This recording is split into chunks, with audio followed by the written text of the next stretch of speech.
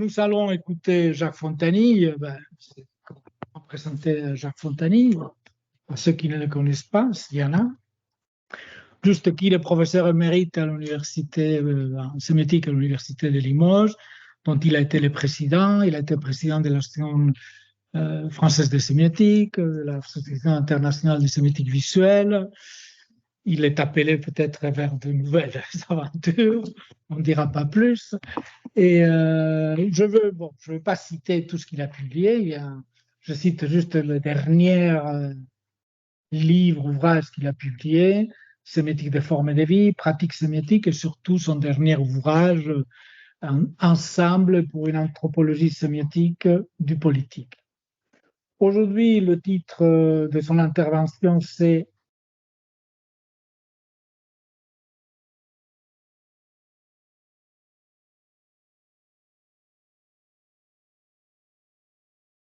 d'écouter ces dialogues entre Ulysse et Polyphème, cette nouvelle version. Merci Jacques, à toi la parole. Une seconde, parce que nous devons... Je dois récupérer la maîtrise du... Oui, oui, absolument. Mais ça s'intitule comment Ça s'intitule comment On me permet de piloter le formateur. Je vous salue bien cordialement. Je remercie les organisateurs de me donner cette occasion de parler de quelque chose dont je n'ai pas la moindre idée avant de s'appuyer dessus. Je ne suis pas sûr que j'en ai une idée très développée aujourd'hui, à l'heure où je vais vous parler. Donc, je me suis beaucoup plaint auprès de Maria Julia, à qui j'ai reproché de me faire souffrir, en insistant sur quelque chose que je ne connais pas. C'est la maladie principale des sémioticiens. C'est tellement facile de parler de la sémiotique dans les généralités qu'on ne s'aperçoit même plus qu'on parle de quelque chose qu'on ne connaît pas. Voilà, alors... Mais moi, je le fais pour le bien de tout le monde. Oui, c'est ça. Premièrement. Pour maintenir un esprit. Bon, voilà. Donc, il y a au moins une personne dans cette assemblée qui a reconnu l'allusion à lui. Vous savez, le cyclope à qui il avait dit qu'il savait personne, et puis encore interrogé le cyclope pour savoir qui il avait crevé un œil, il a répondu c'est personne. L'affaire a été difficile à régler, paraît-il. C'est un peu aussi votre cas. J'ai choisi cette petite plaisanterie. Et vous allez vous apercevoir que pour expliquer à quel point c'est compliqué pour un sémioticien de parler sérieusement de ce genre de choses, vous allez comprendre que mon exposé va surtout petit à petit opérer des restrictions, des resserrements, pour arriver à isoler un certain nombre de faits qui pourraient sémiotiquement être considérés. D'abord, je vais parler des beaux, et pas des robots. Beau, en français, ne désigne qu'une forme vicieuse du pied, et c'est en anglais qu'il a été formé par réduction de robot, apocope. Les ingénieurs informaticiens s'accordent en général pour différencier deux types de systèmes autonomes. L'un, dont l'autonomie est figurativisée derrière nous en sémiotique, dans une présentation matérielle, mécanique et technique spécifique, dédiée à des tâches d'interaction avec un environnement, en particulier humain. C'est le robot. Puis l'autre, le beau, qui a aussi son autonomie, mais seulement dans son fonctionnement numérique, sans qu'il y ait une présentation matérielle spécifique du beau.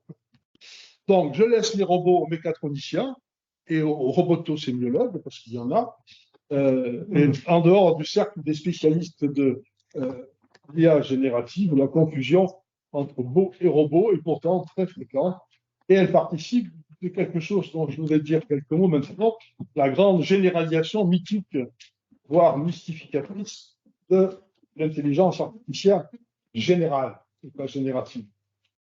Le domaine de l'intelligence artificielle, y compris dans la plus récente version qualifiée de générative, est, me semble-t-il, l'objet d'une mythification au sens non pas lévi-straussien, mais au sens plutôt de Bloomberg, à savoir d'une préfiguration qui procède par projection d'un mythe et qui suscite et entretient l'amalgame entre d'un côté une analyse certes très ingrate, mais clairement sémiotique, des différents types de systèmes, de chacun des types de systèmes en usage.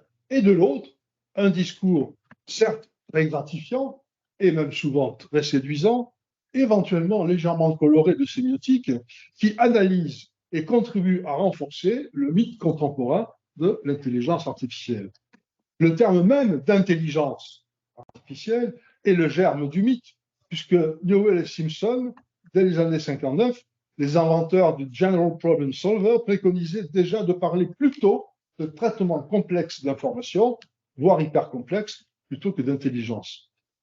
Les travaux plus récents de Giulio Tononi et Christophe Koch sur ce qu'ils appellent l'état de conscience d'un système n'est rien d'autre qu'un coefficient du niveau d'information intégré dans un réseau neuronal.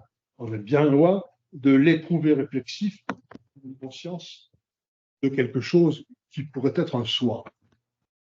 Ces discours scientifico-promotionnels, plus ou moins enthousiastes, les présentations médiatiques massives s'accordent pour présenter un avenir optimiste, visionnaire, l'avenir que porte l'IA généralisée, parfois et abusivement dénommée IA forte, c'est-à-dire fonctionnant comme l'intelligence humaine, avec intentionnalité, conscience, en plus puissant. Et ce sont les patrons des entreprises qui portent ces développements, comme OpenAI, Google, qui présentent à coup de déclarations fracassantes être les promoteurs de cette intelligence artificielle générale qui sera supérieure à l'intelligence humaine des humains actuels, qui n'a pour l'heure aucun autre exemple, mais ça va venir, ou parfois comme le patron de Microsoft récemment, qui vient de supplier les États de proposer des réglementations pour contenir cette future IA si menaçante et pour qu'ils puissent enfin s'autoriser à gagner des milliards et des milliards sans être accusés. Je reviendrai si à la fin sur cette problématique d'avoir contribué à développer un monstre. L'IA générale, parce que IAG, ça peut être IA générale ou générative. Donc, je parle là d'IA générale. N'est plus seulement dans ce cas le nom d'un domaine générique de développement technologique et de recherche diverses, comme on dirait la géographie, par exemple, mais celui d'un actant qui fait, qui contrôle, qui dépasse, qui menace et qui est présenté comme le porteur ambivalent de notre avenir, de nos hybridations. Pourquoi j'insiste là-dessus? Parce qu'au nom de cela, on revendique que tout doit s'adapter petit à petit. L'éthique, bien sûr, doit se réinventer pour s'adapter à cet avenir. La sémiotique, nous a-t-on expliqué, doit considérablement se réinventer pour s'adapter à ce genre, à ce futur. Et ce qu'il faut comprendre, c'est que il y a quand même dans le mythe de l'IA générale, il y a à l'évidence une stratégie du capitalisme privé ou d'État qui, visant une hégémonie, construit des rapports de force à hauteur de la mondialisation dans toutes les situations dont l'enjeu est l'établissement de normes juridiques, de réglementation de marché et de précautions éthiques. Donc, il faut d'abord entretenir la confusion entre un domaine d'innovation technologique et l'actant du nouveau monde, ce dernier servant d'alibi à l'adaptation sous mission des instances éthiques, juridiques, politiques, critiques, etc. Et dans cette perspective, même les gens qui hurlent au danger participent de la mythification comme ceux qui promettent un avenir radieux. Donc, par précaution, moi, le sémioticien, le petit sémioticien ignorant de ce genre de choses, qui doit aborder l'intelligence artificielle, considère que ce grand récit de l'intelligence artificielle générale doit être un objet d'étude. Un objet d'étude comme un mythe parmi d'autres mythes. C'est un peu ce que disait Lévi-Strauss de la psychanalyse. Hein. C'est un mythe parmi d'autres mythes, donc il faut se consacrer à son étude comme tel. Et ce n'est pas un lieu de discours dans lequel il faut s'engouffrer en tant que sémioticien, au risque de se déconsidérer sur le plan méthodologique et même peut-être sur le plan éthique. En 2018, Harry Collins a écrit un livre qui montre comment les narrations publiques sur l'intelligence artificielle, qu'elles soient laudatives ou critiques, participent à ce qu'il appelle le monde de l'intelligence artificielle. Donc, artificielle. À cet égard, même le qualificatif intelligent pour un système numérique advient bien trop souvent à l'usage quand on lit la littérature de la part des informaticiens notamment, sur le fonctionnement de ces systèmes, advient bien trop souvent dans les situations où les systèmes présentent des comportements apparemment obscurs ou inexplicables. Et intelligence est alors le nom de l'opacité de ces systèmes et de leur boîte noire, opacité qui participe elle-même de la mythification. Il faut rappeler alors que pour les ingénieurs et chercheurs en informatique, ce terme d'intelligence n'est explicitement utilisé que par analogie, c'est ce que j'évoquais tout à l'heure. Ces narrations, en outre, masquent la nature des très complexes et difficiles d'interactions entre les usagers humains et ces systèmes et produits numériques. En particulier, les adaptations, les reconfigurations de rôles et de pratiques en vue de réguler et optimiser les interactions. Les bots conversationnels, par exemple les enceintes connectées, loin d'être des aidants, des assistants neutres ou des membres du foyer familial, selon les expressions qui sont prises dans les discours à la fois de commentaires ou des discours journalistiques, voire parfois des discours publicitaires, sont des entités difficiles à actionner et les conversations qu'elles suscitent sont elles-mêmes très loin d'être des conversations naturelles et spontanées quand elles sont étudiées par des sociologues, des sociolinguistes. Pour eux, la présentation des assistants comme des objets familiaux, partagés, accessibles, ne correspond absolument pas à la réalité de leur rôle dans la vie familiale. Les usages collectifs sont rares, je cite là. Les usages partagés sont asymétriques, les assistants numériques perturbent les pratiques existantes, reconfigurent les relations dans le collectif familial, etc. Les auteurs en question sont Velkoska et Juinard en 2020. L'artifiction peut devenir un leurre, y compris pour les sémioticiens, s'ils se contentent de spéculer sur une intelligence artificielle générale forte, qui serait l'objet ultime de l'intelligence artificielle. En l'absence d'études spécifiques et de terrain ancrées dans des problématiques scientifiquement circonscrites, les actions et les passions de l'intelligence artificielle ne seront que celles que met en scène ce mythe contemporain. En revanche, l'étude des systèmes existants de chacun d'entre eux sera moins gratifiant, mais c'est quand même un vrai défi scientifique pour la sémiotique. Nous évoquions tout à l'heure, nous ce matin, je ne sais plus, ensemble, le métier de prompteur. Moi, j'ai découvert que les requêtes qu'on adressait à l'IA générative s'appelaient désormais des prompts, et que celui qui le faisait, c'était un prompteur. Je me suis accoutumé, puis pour finir par me rendre compte que le prompteur, c'était quasiment un nouveau métier, un vrai métier. Donc, on est en train, par exemple, c'est intéressant du point de vue anthropologique et historique, de réinventer les privilèges du scribe, le seul dans la collectivité humaine qui a la maîtrise de l'écrit et de la transmission par l'écriture. Bien. Voilà, c'est le genre de commentaire qu'on peut s'essayer à faire si on prend ça pour un mythe à analyser. Alors, je voudrais quand même ajouter par ailleurs que la généralisation de l'intelligence artificielle, voire la perspective d'une intelligence artificielle générale, forte, est prise dans les stratégies de développement industriel qui motivent les campagnes de diffusion massive de ces outils numériques. La mise en service public et mondial de ChatGPT fait partie de la stratégie de développement industriel d'OpenAI, puisqu'elle multiplie les usagers qui vont contribuer à l'amélioration du système.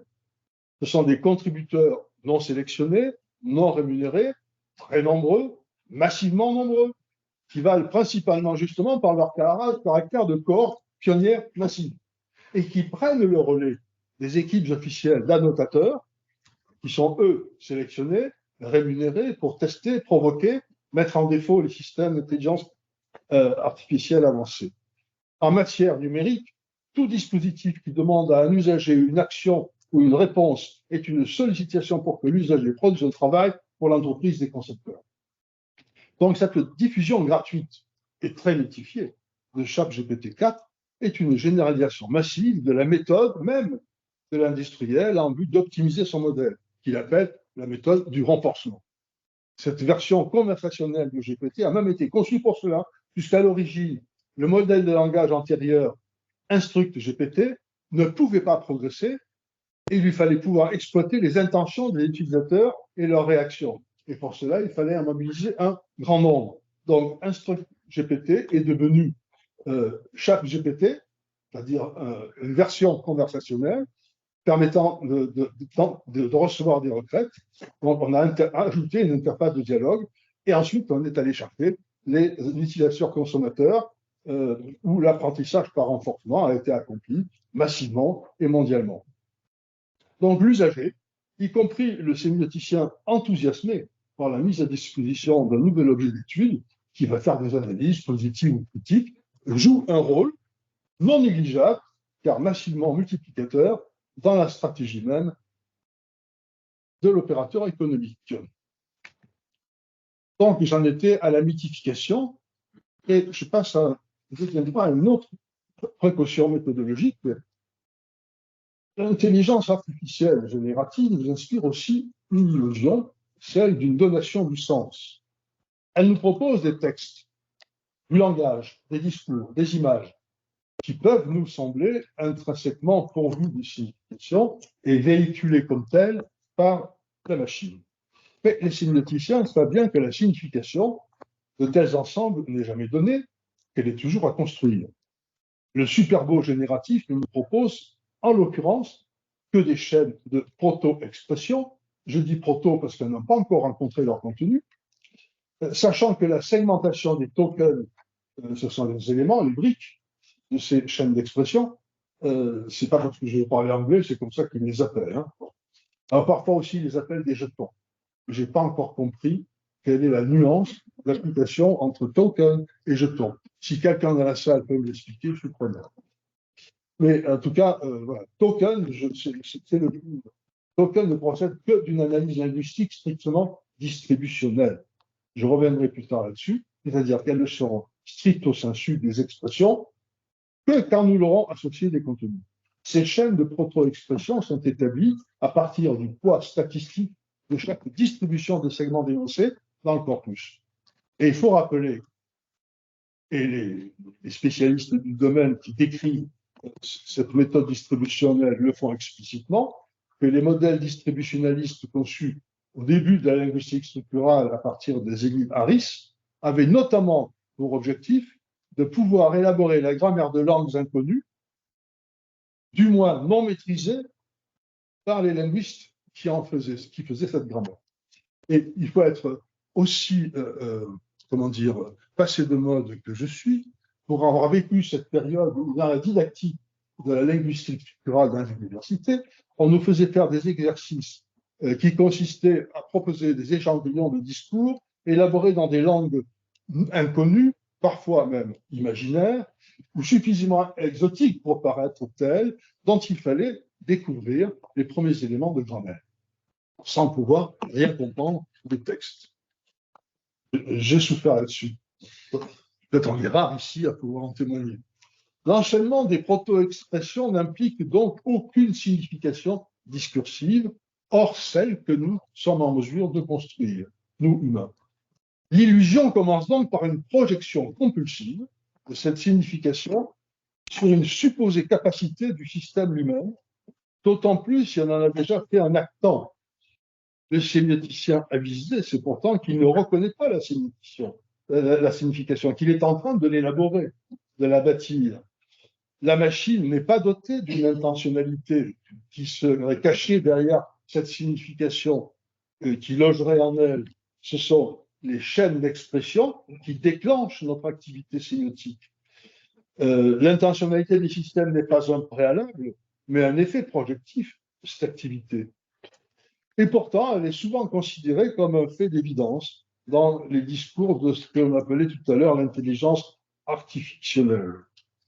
Ce point est considéré comme un élément majeur de toutes les grandes déclarations et recommandations éthiques internationales qui explicitent fortement la nécessité de fournir les éléments d'une différenciation entre l'interprète humain et ce que produit la machine, et deuxièmement, des recommandations qui portent explicitement sur le fait de mettre en œuvre des méthodes de contention, voire d'élimination des tentations de la projection de sens.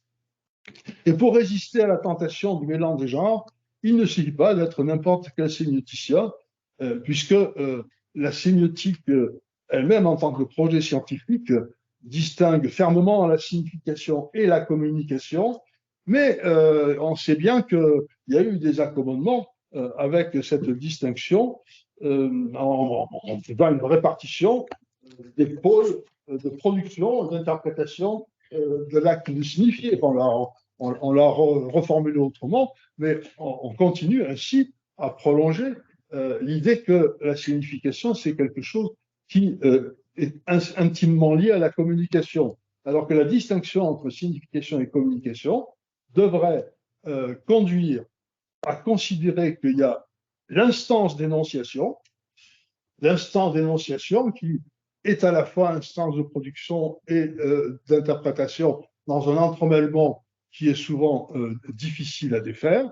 Il n'y a pas une instance séparée de l'un, une instance séparée de l'autre, et que c'est tout à fait en deuxième ou en troisième lieu qu'on peut distinguer des acteurs, énonciateurs et énonciateurs. Ce qui est prééminent, c'est l'actant de l'instance d'énonciation, avant la distinction énonciateur-énonciateur. Si on distingue deux acteurs d'emblée, énonciateur et énonciataire, le risque immédiat consiste à affecter à l'un la machine, l'autre l'usager humain, à l'un la production, à l'autre l'interprétation. Ça revient à traiter l'IAG comme une situation de communication avec un pôle de production-émission et un pôle d'interprétation-réception, c'est-à-dire l'un et l'autre disposant à la fois des expressions et des contenus. Alors, mon hypothèse de fond, c'est que ce n'est pas ainsi que se distribuent les choses. Il y a une prothèse numérique qui dispose des proto-expressions et il y a un usager humain qui produit la sémiose en la rapprochant de ces proto-expressions. On peut se rappeler quand même que l'instance d'énonciation humaine, sans outillage sophistiqué, procède elle aussi à des associations de segments linguistiques, à des unités de discours, dans l'exploration des corpus, à des extractions fondées sur des critères de cohésion et de proximité ou de distance. C'est ce que nous faisons tous quand nous élaborons, quand nous travaillons un corpus ou une littérature sur une question pour progresser vers une vision plus synthétique. Elle aussi, cette instance d'énonciation humaine, produit des chaînes d'expression, des bribes, des ensembles plus vastes, des montages, des bricolages. Et elle le fait en entremêlant à tout moment des interprétations qui permettent de valider ou d'invalider chaque phase du traitement. Je rappelle qu'une des réflexions les plus fortes sur ces questions-là, moi je la trouve chez Clifford Geertz, qui a parfaitement mis en valeur cet enchevêtrement entre traitement et constitution du corpus, des unités pertinentes, des extractions, des analyses et les interprétations. Et que dans chaque étape de l'analyse ethnologique, les deux dimensions, donc à la fois le traitement des expressions pertinentes et l'élaboration des contenus d'interprétation, à chaque étape, sont remis en jeu et progressivement, il y a une accumulation des résultats. Alors, là, je vais prendre un premier cas concret qui n'est pas de l'intelligence générative, mais qui est quelque chose que vous rencontrez très régulièrement quand vous entrez sur un site Internet, à savoir les CAPTCHA. Donc, je ne suis pas un robot, mais une chair vivante, c'est mon outil. Un CAPTCHA, comme son nom l'indique pas, Completely Automatic Published Turing Test, est l'inverse d'un test de Turing. Le test de Turing est conçu pour mesurer la capacité d'une machine à opérer aussi bien ou mieux que l'humain. Inversement, le CAPTCHA est conçu pour reconnaître ou mesurer ce que la machine ferait moins bien que l'humain. Autrement dit, dans le premier cas, on se réjouirait de ne plus voir la différence entre la machine et l'humain, alors que dans le second cas, c'est précisément cette différence qu'il faut reconnaître. On s'assurer que derrière la machine, il y a bien un usager humain et pas un autre bot. L'étude très rapide que je propose ne porte que sur un seul aspect des CAPTCHA, la dimension sémiotique des tactiques de détection et de distinction entre les agents humains et le bot. La situation est la suivante. L'interface d'un système numérique met en œuvre un filtre pour détecter si elle est utilisée par un autre système numérique ou par cet agent humain. Et ce qui est très révélateur, parfois la démarche comparative est intéressante et révélatrice, souvent même, c'est que l'évolution des systèmes de détection de bots est significative pour le sémioticien. La première étape, c'est celle-ci. Elle repose sur la confrontation entre la dimension iconique et la dimension plastique des formes, à commencer par celle des écritures. Alors, les caractères doivent pouvoir être identifiés par reconnaissance iconique et on étire au maximum les variations plastiques, déformation, brouillage chromatique, graphique, inclinaison incohérente, réalisation partielle, etc., pour perturber cette reconnaissance iconique des caractères. Donc, l'hypothèse sous-jacente du détecteur serait que l'humain est en mesure de neutraliser ces variations plastiques pour accéder à la reconnaissance iconique des caractères, alors que la machine ne le pourrait pas. En fait, elle ne le peut pas aussi longtemps qu'on ne lui a pas pris. Et elle va l'apprendre. Ça, c'est la première étape. On peut appliquer le même principe oui, à des figures qui ne sont pas des caractères d'écriture, mais néanmoins des figures discontinues, composites et répétitives, comme par exemple ici un passage pour piéton, que l'on reconnaît à des propriétés, le parallélisme, la similitude, la répétition des bandes. La segmentation en carré déstabilise la reconnaissance iconique, même principe, même limite, la machine peut assez facilement apprendre à reconnaître des fragments plastiques d'une totalité iconique, ce qui obligera à passer à l'étape suivante. Il s'agit là d'identifier des variations figuratives. Ce sont les propriétés de généricité et de spécificité de la stabilisation et de la reconnaissance iconique. On demande de reconnaître une icône générique parmi un ensemble d'icônes spécifiques en jouant sur les variétés figuratives. Donc, il y a deux solutions. L'icône générique est proposée sous forme verbale lexicale, dans le cas du couteau, par exemple. Cherchez un couteau, c'est écrit couteau. Ou bien, elle est proposée à reconnaître dans une icône visuelle spécifique à laquelle il faudra comparer les autres images pour découvrir les similitudes iconiques. Ce test a été inventé et diffusé à une époque où on n'avait pas encore appris aux machines à reconnaître des figures iconiques à travers la variété des images. Cette étape, bien sûr, a été dépassée. Il a fallu inventer d'autres solutions. Trouver des compléments d'une figure iconique et imposer un mouvement du curseur.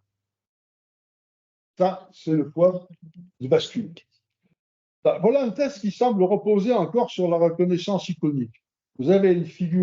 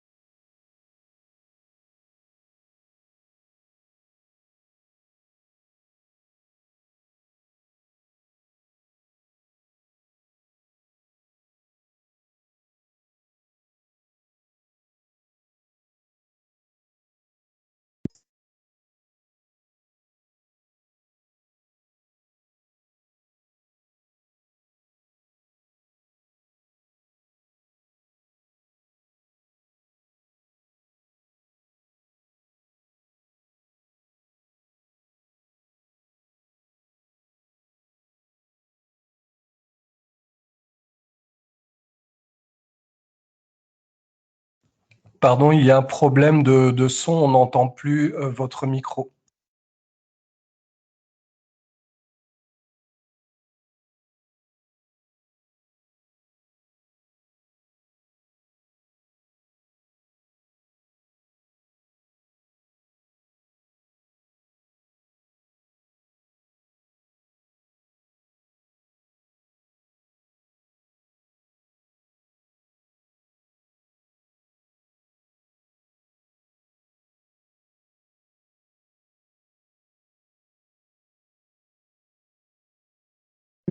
Vous nous entendez maintenant? Eh oh, Je pense qu'il y a eu une autre chose qui s'est passée. Vous nous Oui, entendez? Oui. on entend, je Oui, on l'entends entend maintenant. On entend. Merci, merci. c'est bon? On peut y aller? Merci. Absolument. Très bien. C'était pas là. Donc la machine n'a pas encore réussi à prendre le mouvement d'une main qui fait bouger une souris pour déplacer un curseur avec un parcours, des irrégularités, des hésitations, un tempo qui peut être variable, modulé, et en outre, elle n'a pas appris à déjouer la ruse qui consiste à proposer une tâche dont l'évaluation ne vise pas le résultat, mais la gestualité qui y conduit. Et alors, dans la même veine, mais plus sophistiquée, alors, on va avoir des chercheurs qui reposent exclusivement sur de tels déplacements. Donc, voilà, par exemple, en hommage à Massimo Leone, il est parti. Ah, voilà, un visage à reconstituer. Donc, il y a moustache, yeux, etc., qu'il faut déplacer pour ramener à leur juste au lieu adéquat sur le visage. Bien sûr, on a affaire à une reconstitution d'une figure iconique composée de parties qui sont elles-mêmes figuratives, mais la complexité est double. D'abord, il faut reconnaître ou imaginer la figure ou la scène en entier. Par exemple, c'est encore plus le cas dans le deuxième exemple à droite, où il faut imaginer à quelle scène on a affaire pour choisir quels sont les éléments pertinents qui vont avec le tambour et éliminer ceux qui ne sont pas pertinents, par exemple le petit tas de pavés noirs. Donc ça, c'est le premier niveau de difficulté. Dans la scène avec le visage humain, il me semble avoir repéré des objets qui n'ont rien à faire sur le visage. C'est les flacons, les verres.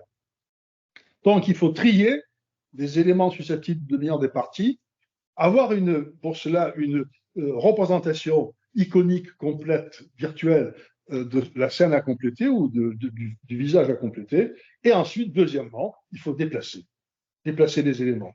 Donc là, on n'a pas simplement le jeu d'un mouvement qui déplace un curseur, on a le jeu d'un mouvement qui fait des choix entre plusieurs parties, déplaçant les unes dans un sens et dans l'autre, enfin quelque chose qui devient de plus en plus complexe à anticiper et à prévoir. Donc, qu'est-ce qu'on a fait ici? On n'a pas fait évoluer beaucoup la question de la plasticité et de l'iconicité. En revanche, ce qu'on complexifie, c'est la question du mouvement et de la différence entre des mouvements humains, voire des parcours et des combinaisons de mouvements opérés par des humains et les simples calculs que peut faire un robot pour répondre à la question. Alors, on aboutit finalement à la dernière version qui est probablement la plus efficace et en même temps la plus énigmatique. Parce que quand vous voyez arriver à ça, vous dites, mais enfin, c'est purement déclaratif, je ne suis pas un robot. Donc, si on va me croire si je réponds que je ne suis pas un robot, et ça suffit? Ben oui, monsieur, ça suffit. Parce que pour ça, vous aurez pris un curseur et vous aurez déplacé pour cocher dans la case. C'est épuré, complètement épuré. Donc, ce rapide parcours de l'évolution, et je ne sais pas si on pourra un jour apprendre à une machine, un système très sophistiqué, à reconnaître les irrégularités, le caractère très particulier des mouvements d'un poignet humain qui manipule une souris pour déplacer un curseur. Alors, je vous dis, réfléchir, j'en sais rien. Hein.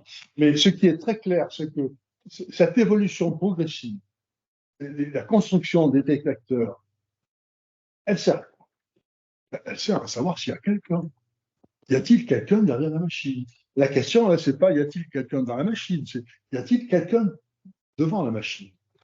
Et la réponse finale pour le moment, celle qui a été progressivement épurée, c'est il y a quelqu'un s'il y a un corps vivant. C'est-à-dire un corps qui est susceptible de se voir, mais avec des irrégularités, avec des singularités que la machine aura énormément de mal à reproduire dans l'esprit de la fluidité de mouvement d'un corps vivant. Ça peut venir, mais ce n'est pas encore le cas, me semble-t-il.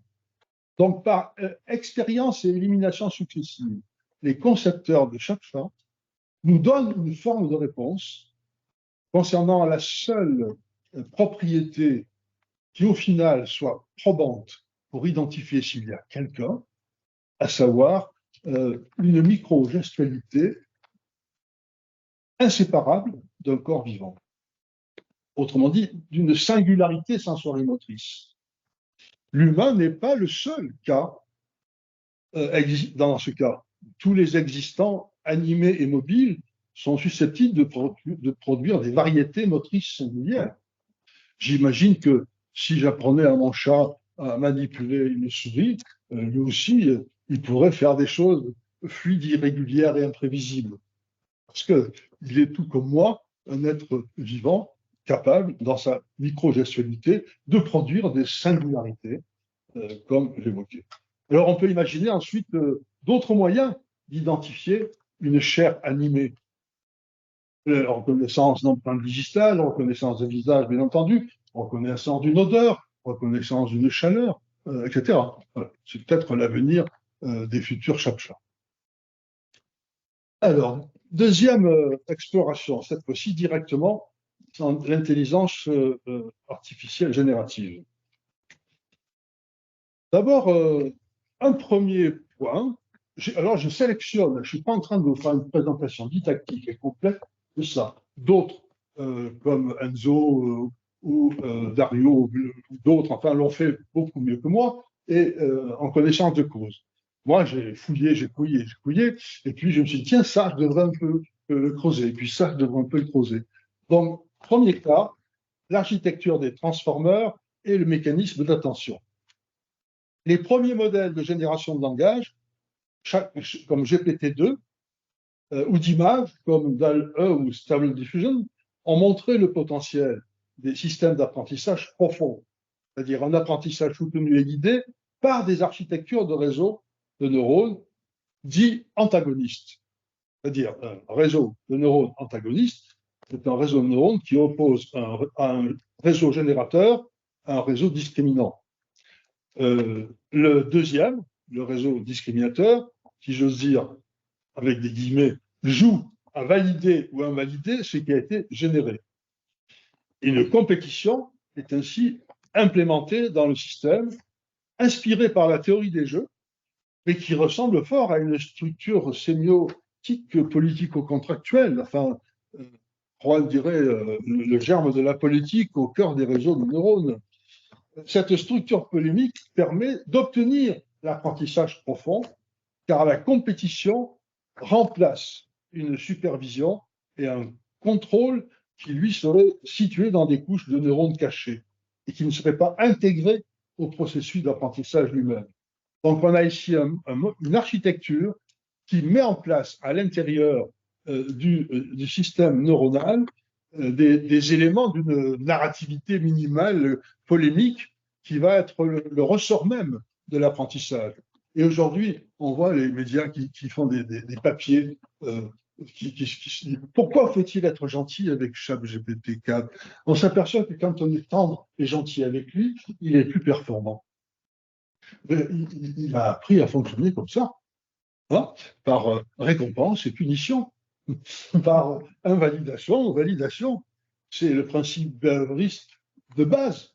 Et je vous rappelle que le behaviorisme, c'est le principe théorique de base qui a servi à élaborer la théorie distributionnaliste en linguistique. Donc, tout ça est parfaitement cohérent. Alors, cette forme d'autorégulation interne, donc opposée à une hétérorégulation, est un peu l'homologue en sémiotique de la différence entre des dimensions épisémiotiques, donc auto-régulation interne, et la dimension métasémiotique. Je vous montrerai tout à fait en conclusion pourquoi c'est si difficile de penser une métasémiotique dans le cadre de GPT, enfin des intelligences artificielles génératives. Mais une épisémiotique, oui. Mais épisémiotique, non pas au sens de la recherche de règles, au sens d'une composition polymique entre des réseaux de neurones qui jouent à se valider, à se récompenser ou à se punir l'un l'autre. Je m'excuse, c'est un peu métaphorique, mais ça me permet de masquer mon ignorance technique. La métaphore, parfois, est un vêtement pratique. Donc, dans cette catégorie d'architecture numérique, on distingue en plus les transformeurs, proprement dit, et là on est dans le cadre encore plus précis de ChatGPT, on distingue les transformeurs parce qu'ils comportent une couche d'attention. Donc, qu'est-ce que c'est que le mécanisme d'attention? Eh bien, c'est un mécanisme qui permet de pondérer une distance plus ou moins grande entre les unités, et pondérer, ça veut dire permettre de prendre en considération des relations entre deux unités qui sont à distance, alors que normalement, on ne prend que statistiquement que les proximités.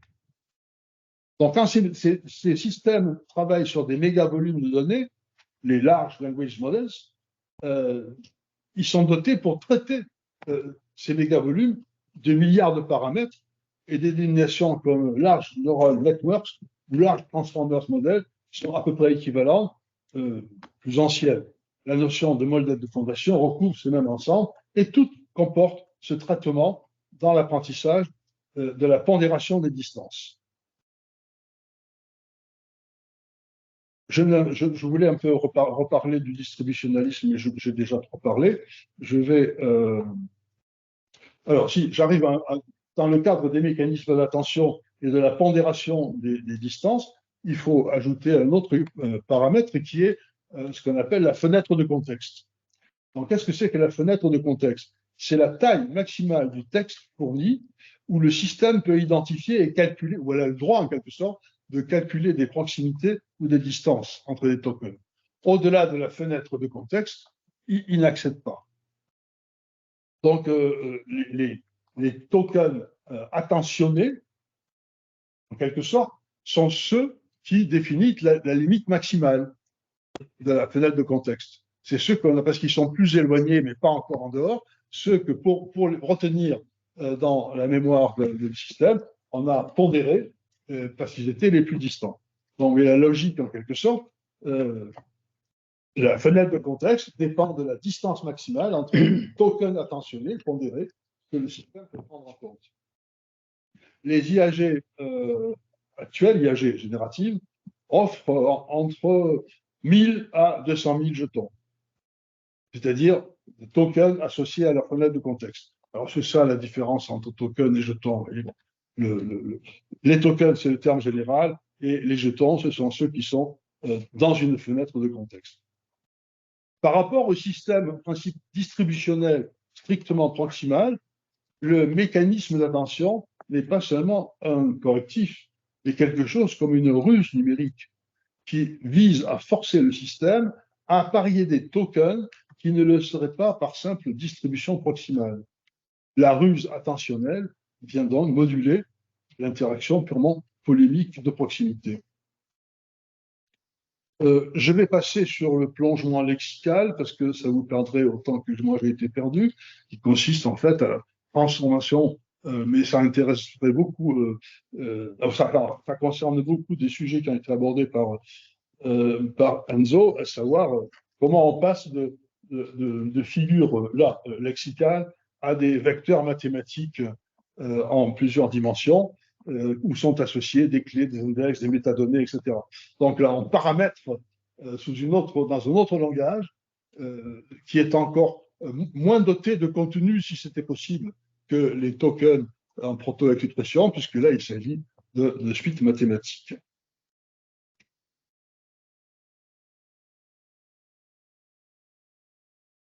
Là, je vais peut-être passer.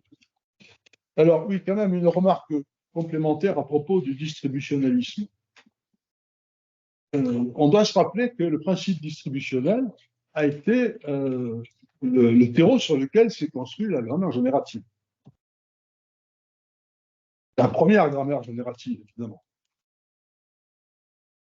Et la grammaire générative va ajouter au distributionnalisme très rapidement, ce qui va être le point de départ de la sémantique générative, les contraintes de sélection. Donc, mais les contraintes de sélection sont extrêmement discutées dans les années 70 pour savoir si ce sont des contraintes éventuellement sémantiques ou purement syntaxiques. Parce que la contrainte de sélection, on peut la reconstituer, comme le ferait un modèle distributionnel du type ChatGPT, à savoir par la statistique des proximités. Donc, les idées vertes dorment furieusement, brouillent pas mal de contraintes de sélection. On peut très bien, sans faire d'analyse sémantique en aucune manière, expliquer comment statistiquement il est peu probable de trouver idées et vertes côte à côte et dormir furieusement côte à côte. Donc la question des contraintes de sélection, c'est le point de bascule entre une grammaire générative qui fait un pas vers une sémantique dans le modèle général, et puis ensuite une sémantique générative qui, elle, va commencer à donner des contenus à ces contraintes de sélection. C'est là qu'on va commencer à parler en même temps, c'était en linguistique structurale, ça apparaissait aussi. On va commencer à parler de classe M, animé, non animé, humain, non humain, etc. Un autre paramètre de performance est la température de ces architectures. Donc, ce n'est pas une température avec un thermomètre, c'est une métaphore de la prévisibilité et de l'imprévisibilité. Donc, la température, c'est le degré d'imprévisibilité dans la connexion entre les tokens. Ou, encore, dans les tokens que le générateur propose dans la production finale. À température élevée, le modèle, dit-on, est plus créatif car il peut générer des résultats plus diversifiés et plus originaux. À température basse, le modèle ne produit que des résultats probables, les plus banals, échappant aux limites des fenêtres de contexte. Alors, deux problèmes néanmoins. On a déjà en sémiotique quelqu'un d'assez réputé, je crois, qui a longuement travaillé sur la question des effets de la prévisibilité et de l'imprévisibilité, c'est Yuri Lotman. Il a même écrit un livre là-dessus, L'explosion et la culture. C'est un rapprochement qui peut vous choquer, vous surprendre, mais Lotman ne parlait pas de température, il parlait d'explosion. Il était bien plus radical que l'IA générative.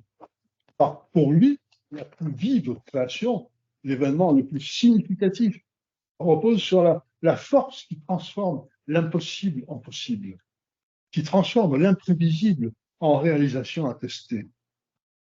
Et même, il disait à propos de la traduction qu'il considérait qu'elle devait être imparfaite, elle devait être insurmontable pour pouvoir traduire, produire des valeurs, produire des significations culturelles. Là, le parallèle permet d'éclairer quelque chose. Il y a une différence tout de même forte entre cette sémiotique de l'imprévisible et de l'explosion chez Lotman et les intelligences artificielles génératives à haute température. L'arrière-plan de Lotman, c'est celui de la cybernétique. Ce n'est pas exactement le cas de celui des modèles de type ChatGPT. Lotman ne se focalisait pas sur des chaînes d'expression, il se focalisait sur des taux d'information. Dans son interprétation sémiotique, ces taux d'information étaient des taux de familiarité ou de singularité, des taux de prévisibilité ou d'imprévisibilité pour des observateurs sociaux, pour des êtres qui assistaient à l'événement. Et du même coup, des taux de productivité des contenus. Donc, il transposait des différences de comportement statistique en contenus modaux. Je crois que l'IAG, avec la température, ne fait pas exactement ça, ne va pas jusque-là. Et il proposait déjà une sémiose entre des expressions statistiques du taux d'information et les contenus modaux, voire passionnels, correspondants, qui animaient et structuraient les changements culturels et anthropologiques. Alors, j'ai trouvé, mais sans être capable de l'exploiter, donc je vous donne la référence et vous qui êtes certainement capable de l'exploiter, vous allez me dire un jour si ça a résolu le problème. J'ai trouvé une théorie mathématique des coefficients d'information intégrés, qui est dans le domaine de l'IA, qui est proposée par Giulio Tononi, que j'évoquais tout à l'heure, dans un ouvrage de 2004, et qui, en quelque sorte, traite ce problème-là. Mais il ne parle pas de température, hein, mais il parle des coefficients d'intégration associés à des taux de prévisibilité ou d'imprévisibilité. Je n'ai pas réussi à savoir s'il ne parle que des expressions ou si ça concerne aussi des contenus d'information. Voilà, la question est ouverte. Enfin, vous voyez que le problème, il y a plein de problèmes ouverts. Ce qu'on raconte. Alors voilà, nous avons des milliards de paramètres et nous n'avons toujours pas de sémiotique. En mars 2020, OpenAI annonce que GPT-3 est doté de 175 milliards de paramètres. On n'en connaît pas la liste. Chaque GPT-4 doit en avoir beaucoup plus, mais on n'en connaît pas le nombre. Le plus puissant chatbot de Google, Bard, utilise un modèle de fondation qui comporte 540 milliards de paramètres. Et le système chinois Wudao 2.0 utiliserait, c'est vraiment avec 3 quarts de guillemets et 3 conditionnels de précaution, parce que il n'y a rien d'officiel dans tout ça, c'est plutôt oui, ce sont des informations volées, en quelque sorte, utiliserait 1750 milliards de paramètres. Ce qu'on appelle les paramètres, c'est l'ensemble des tokens et de la totalité des valeurs qu'on peut leur faire prendre, en tenant compte en plus qu'au cours de l'apprentissage et du renforcement, il y a des réglages permanents qui actualisent sans cesse de nouveaux paramètres ou de nouvelles valeurs, et il existe actuellement près d'une dizaine de techniques de réglage, dont vous pouvez tout multiplier par 10 et par 100. Voilà. Donc cette très brève analyse sémiotique que j'ai évoquée pour quelques paramètres, où il y a de la proximité de la distance, de l'amont et de l'aval, de l'imprévisible du taux, montre à quel point la tâche critique à accomplir sur le paramétrage serait absolument nécessaire et est absolument hors de portée. C'est terrible quand même, mais c'est le cas. Alors, on nous a expliqué, ça c'est Massimo, il nous dit qu'il fallait inventer une sémiotique 10 fois plus puissante que ce qui existe actuellement pour pouvoir traiter ces problèmes. Mais pour manipuler une sémiotique qui serait 10 ou 100 fois plus puissante que celle actuellement, il faudrait des machines qui seraient elles-mêmes 100 fois plus puissantes que celles qui produisent, qui manipulent ces paramètres. Donc, c'est pas pour tout de suite, je crois. Capable des modèles qui seraient capables de fonctionner comme des méta-intelligences artificielles, ça, c'est sans doute souhaitable, mais probablement pas pour tout de suite. Sans de tels improbables systèmes de méta-intelligence artificielle, la modélisation sémiotique des systèmes génératifs serait pourtant condamnée à rester dans les généralités de l'IA mythique, sans pouvoir toucher au cœur du problème qui nous occupe, savoir, parmi ces innombrables paramètres, en existe-t-il quelques-uns qui indexent ou impliquent de la signification ou pas, ou plus simplement, qui impliquent une relation entre un plan d'expression et un plan du contenu, un représentant même un objet, un interprète, peu importe, ou pas. Donc, il est aisé de comprendre que dans ces conditions, je ne sais plus où j'en suis. Oui, j'en suis là, je ne sais plus où j'en suis. Dans ces conditions, il est vain de se demander s'il y a quelqu'un dans la machine, et même un actant d'énonciation le plus abstrait possible. Le seul traitement des chaînes d'expression, de leur contiguïté, des distances, des pondérations, des paramètres de vectorisation, de prévisibilité, d'imprévisibilité, de co-occurrence, ne donne pas lieu à une sémiose ou à une énonciation. Elle prépare la possibilité d'une énonciation. Ce qui, à ce stade-là, qui, je le reconnais, n'est pas très avancé, ce qui est clair pour moi, c'est que le contenu de signification des produits de l'intelligence artificielle générative est apporté par l'usager humain quand il les appréhende, quand il les interprète. On dirait alors que l'instant d'énonciation peut être manifesté par deux acteurs, non pas un énonciateur et un énonciataire, mais un acteur prothèse numérique qui manipule des photo-expressions et un acteur humain qui établit la relation entre ces expressions et des contenus. Alors, je ne sais pas à quelle heure j'en suis. Il est probable. Il est 14h56. Donc, il faut que je saute la disons, dernière partie. Non, je saute la dernière. non, encore à l'heure. Oui, mais enfin, bon, il y a une partie que j'avais intitulée l'éthique de l'IA et le problème de l'imputation de responsabilité.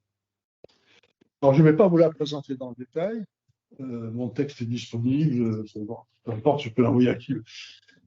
Mais de toute façon, c'est une étude un peu sémiotique de documents qui existent. Ce sont les déclarations faites par des instances internationales, qu'elles soient européennes ou qu'elles soient mondiales, qui édictent en quelque sorte un certain nombre de recommandations pour encadrer l'intelligence artificielle générique notamment. Le problème principal, je dirais presque le seul, de toute cette éthique, c'est celui justement des chaînes de responsabilité. Il s'agit, parce que ce sont des juristes, et là c'est une discussion qu'il faudra avoir beaucoup plus longue en dehors de l'intelligence artificielle. Les juristes, en beaucoup de matières, prennent des positions qui sont de nature ontologique et qui sont en compétition avec ce que des sémioticiens ou des philosophes pourraient dire sur ces mêmes ontologies. Par exemple, c'est une catégorie juridique que la personne humaine est une personne, que l'humain est une personne. C'est une catégorie juridique de dire que l'animal peut être traité comme l'équivalent d'une personne, autant qu'une catégorie sémiotique. Donc, le point sur lequel ils mettent tout le paquet de toutes les recommandations, principalement, c'est celui de la chaîne de la responsabilité. Et pour que la chaîne de responsabilité, parce qu'il s'agit de savoir quels sont les éléments de la chaîne auxquels on peut imputer la responsabilité du résultat. Donc, en gros, dans un massacre à la tronçonneuse, on ne peut pas dire que la tronçonneuse fait partie de la chaîne de responsabilité. On ne peut pas imputer à la tronçonneuse le massacre ni quoi que ce soit qui a été fait. Excusez-moi de la brutalité de la comparaison, mais pour la chaîne d'une intelligence artificielle, générative en particulier, il y a des éléments dans la chaîne auxquels on ne peut pas imputer cette responsabilité parce qu'ils n'ont pas le statut. Alors, pour les rédacteurs des documents d'éthique, c'est des juristes, mais on pourrait dire juridico-sémiotiques, n'ont pas le statut juridico-sémiotique qui permet de leur imputer la responsabilité. Et il y en a d'autres à qui on peut l'imputer. Donc, on peut l'imputer à un prompteur, on peut l'imputer à un concepteur de système informatique, on ne peut pas l'imputer au système informatique. On ne peut pas l'imputer au traitement qui est fait des données par l'IA générative. Mais en revanche, on peut l'imputer à l'usager qui va l'interpréter, etc. Donc, tout le travail de recommandation vise à fournir des éléments, des critères de différenciation entre ce qui relève de l'humain et ce qui ne relève pas de l'humain. Ces recommandations éthiques, par exemple, insistent lourdement sur le fait qu'il ne faut pas se laisser tromper par notre propension à donner du sens, à attribuer l'origine du sens à la machine, alors c'est nous qui le projetons. C'est très étonnant, hein, parce que ce ne sont pas des sémioticiens qui ont rédigé ça, ce sont des juristes. Ça ne veut pas dire pourtant qu'ils ne sont pas capables de faire de la sémiotique, parfois même en le sachant. Il y a dans ces recommandations une grande variété, mais ça revient pratiquement toujours à ça. Et faire la différence dans les maillons de la chaîne de responsabilité entre ceux qui peuvent faire l'objet d'une imputation et ceux qui ne peuvent pas. Il y a même des descriptions, vous savez, je le dis trivialement, mais plus élégamment, mais dans le rapport qu'on peut avoir avec un mot interactif, un système interactif de gestion, il peut apparaître efficace, enfin, il peut prendre des précautions dans les échanges avec nous, surtout si nous savons formuler nos requêtes et nos réactions de manière délicate et respectueuse. Mais ils expliquent surtout qu'il ne faut pas s'y laisser prendre.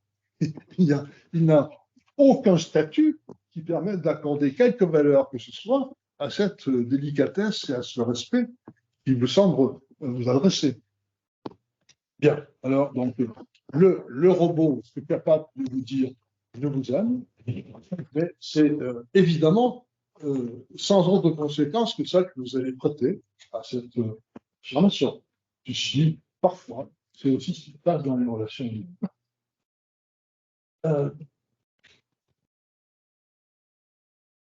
Je conclue tout de suite. Tout de suite. Parce que ça, je voudrais vous montrer simplement ce petit échange. Je ne sais pas si, voilà, vous pouvez lire ce petit échange.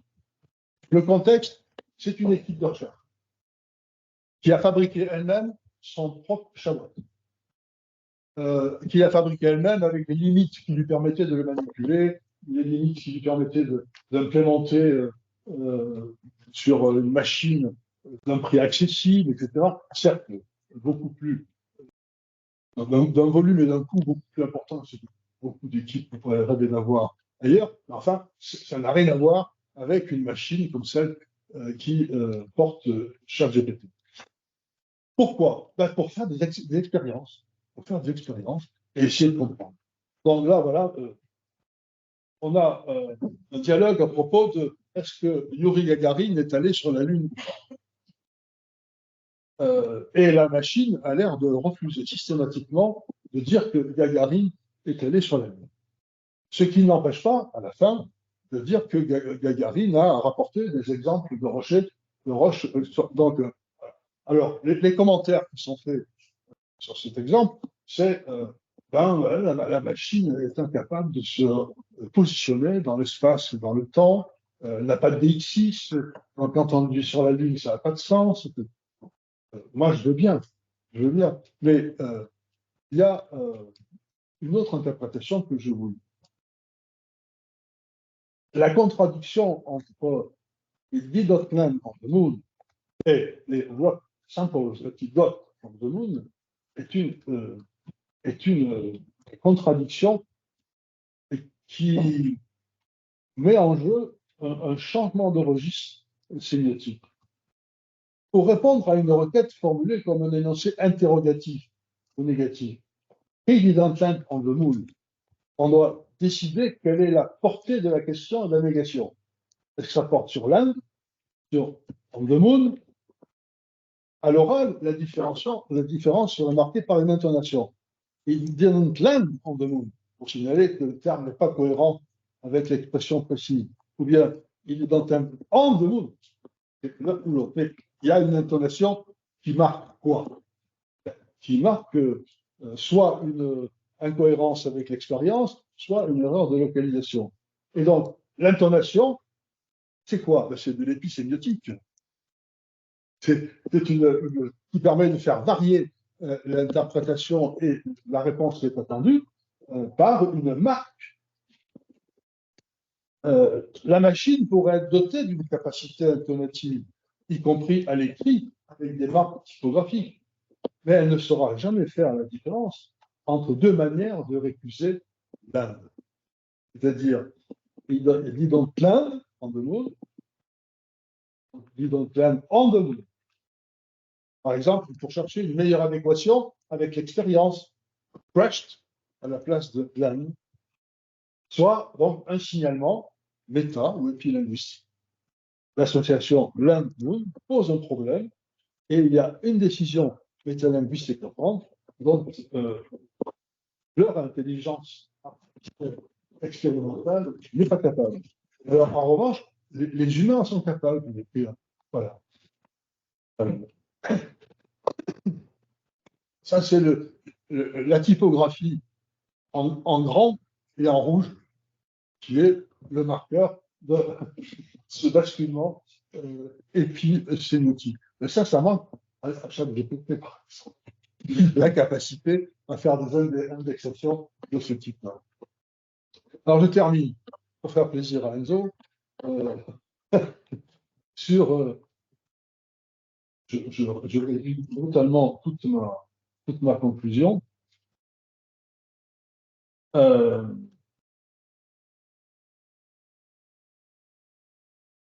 Donc, tout ça, beaucoup de thèmes que j'ai abordés renvoient à un très ancien thème, yamschlevien et grénassien, celui des sémiotiques dites monoplanes, biplanes et pluriplanes.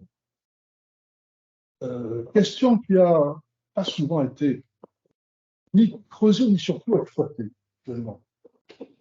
Et probablement que là, il y a en germe quelque chose qui permettrait de creuser un peu certains aspects très complexes de ces intelligences artificielles génératives, et notamment le fait qu'il y ait manipulation de proto-expression comme si c'était une sémiotique monoplane et de manière systématique, avec des conversions dans d'autres sémiotiques monoplanes, comme les mathématiques, et qu'à un moment donné, on retrouve une sémiotique biplane. Tout ça a un sens. Et on est stupéfait de comprendre ce que ChatGPT nous propose comme texte. Je rappelle qu'il y a 10 jours, ChatGPT s'est mis à dérailler complètement pendant la moitié d'une journée. Il a sorti, enfin, je ne sais pas où, j'ai vu des articles du journaux, là, je n'ai pas fouillé, hein, il a sorti des textes absolument ininterprétables. Et non pas des textes surréalistes, parce que dans les textes surtout surréalistes, on peut faire des connexions isotopiques à distance, et non, des textes dont les auteurs étaient scandalisés, non pas de l'incohérence, mais de leur côté texte poubelle. Et le patron d'OpenAI a tweeté: il ne faut pas oublier que ChatGPT ne sait pas ce qu'il dit, ne comprend pas ce qu'il dit, et ne peut pas le corriger parce qu'il ne sait pas et ne comprend pas. Alors, les informaticiens ont travaillé toute la soirée, peut-être toute la nuit. Le lendemain, c'était rétabli avec une problème. Donc, dans le chapitre langage et non-langage des prolégomènes, là, j'entre un peu dans le mécanisme, même s'il est un peu tard et si j'ai besoin de patience, parce que, me semble-t-il, il y a du grave. Yamchef conduit une discussion très très serrée, en s'appuyant sur le cas des jeux d'échecs et des mathématiques. On a affaire, nous dit-il, à des systèmes de transformation, analogues à ceux que les logiciens peuvent observer dans les langues naturelles. Mais à première vue, ce ne sont que des expressions, selon, dit-il, un principe posé par Hilbert. Le système des symboles mathématiques comme système des figures d'expression sans considération aucune de leur contenu. Ce qui devient ensuite un modèle, alors ça je cite, hein, c'est une citation d'Hilbert qui est reprise par Yamchef. Ce qui devient ensuite, poursuit Yamchef, un modèle pour la structuration logico-linguistique des langues naturelles, en totale contradiction avec le principe saussurien de la bilatéralité du signe et des transformations par commutation entre les deux plans du signe. Donc, on voit là. Sémiotique monoplane, sémiotique biplane. Qu'est-ce qui se passe? Il y a des transformations dans les deux cas, mais dans le premier cas, il ne se produit aucune commutation. Dans le deuxième cas, les transformations produisent des commutations parce qu'il y a une solidarité entre expression et contenu. Mais il pousse un peu plus loin. Yamchef propose de déplacer le problème pour aboutir à une possible articulation entre les langages et les non-langages. Ce qu'il appelle non-langage, ce sont les sémiotiques monoplanes. Dans les langages, sémiotiques biplanes. En se demandant comment on pourrait intégrer le sens du contenu dans les deux cas. Donc, dans les non-langages, sémiotiques monoplanes, opposés aux sémiotiques biplanes, non pas au nom de l'absence ou de la présence d'un contenu, mais au nom, ça c'est Yamchef, littéralement, de la conformité ou de la non-conformité entre la structure d'expression et la structure de contenu. Donc, dans les sémiotiques monoplanes, on n'a pas une absence de contenu, mais un plan d'expression, un plan de contenu qui sont strictement conformes. Et dans les biplanes, on a une relation entre deux plans, expression et contenu, qui sont non conformes. Alors, on a glosé ça parfois en parlant d'isomorphie entre les deux plans, mais d'hétérotopie, par exemple. Et je suis même responsable parfois d'avoir utilisé cette expression d'hétérotopie pour caractériser la relation entre les deux plans, mais je ne suis pas sûr que ça résolve le problème ici. Parce qu'il y a dans cette analyse james-chevrienne de principe, il y a quelque chose qui demanderait à être creusé pour savoir comment on peut transformer une cinétique monoplane où expression et contenu sont conformes et en biplane ou plus où expression et contenu ne sont pas conformes. Comment on introduit de la non-conformité? Oui, c'est plus compliqué que la solution très simple que je viens d'adopter qui consiste à dire bon, la machine propose des photo-expressions et puis il y a l'usager humain qui apporte des contenus pour faire des sémioses. Ça, c'est le côté problématique. Mais du point de vue de la mécanique fine sémiotique, il y a quelque chose à creuser. Alors, je finis en disant que James Schlecht va un peu plus loin. Il propose un test. Il appelle ça l'épreuve de dérivée. L'épreuve de dérivée est, pour lui, parallèle à l'épreuve de commutation. Donc, retenez-vous bien, je cite, ça, je ne commenterai pas.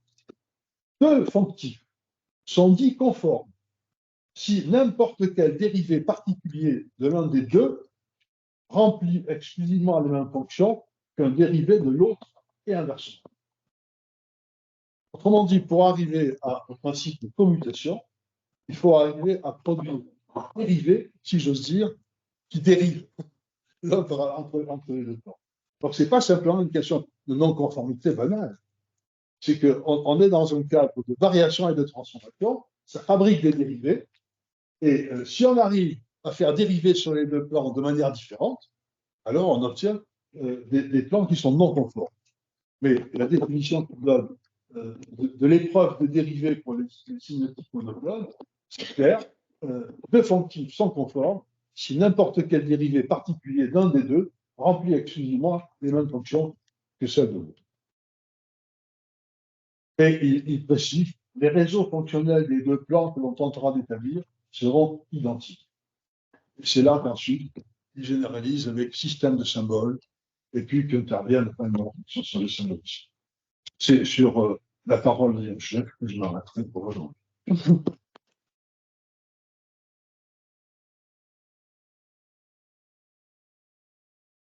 Merci Jacques. J'imagine qu'il va y avoir beaucoup de questions. Moi, j'aimerais te poser juste deux petites questions. La première, ce que j'ai bien compris, j'ai l'impression que tu refuses un type d'approche qui me semble qui est assez généralisé, qui c'est celle de l'interactionnisme. Et qui a de l'interactionnisme avec la machine. J'ai l'impression qu'il y a beaucoup de travaux qui pensent l'analyse sémiotique ou sémiolinguistique de l'intelligence artificielle à partir d'un modèle purement interactionniste. Voilà, comme si en effet, il y avait quelqu'un avec qui on peut communiquer en face. Et donc, si j'ai bien compris, toi, tu penses que ce n'est pas du tout une voie possible d'approche. Je pense que c'est un discours de description qui mérite d'être par une approche sémiotique à la fois critique et attentive. Donc, ce n'est pas quelque chose qui n'a pas à être pris en compte. Je considère que ce n'est pas un point de départ simple. Qu'au fond, c'est l'objet d'étude lui-même, ça. Oui. Pas la théorie, la méthode d'étude, mais un objet d'étude encore. Oui, je pense que c'est un objet d'étude au sens où l'interaction avec un robot, c'est des questions que moi j'ai déjà posées à des roboticiens dans des colloques auxquels j'avais l'occasion d'assister parce que j'avais prétendu faire de la sémiotique. Ils expliquaient tout par la structure neuronale électronique, les capacités implémentées dans le robot. Donc, par exemple, il y avait des tâches qui consistaient à porter une planche à deux, un humain et un robot. Donc, il fallait qu'ils se coordonnent. Et tout était dans les neurones du robot. Ce qui n'était absolument pas ce qui se passait dans la tête de l'être humain, qui tenait la planche à l'autre bout, par exemple.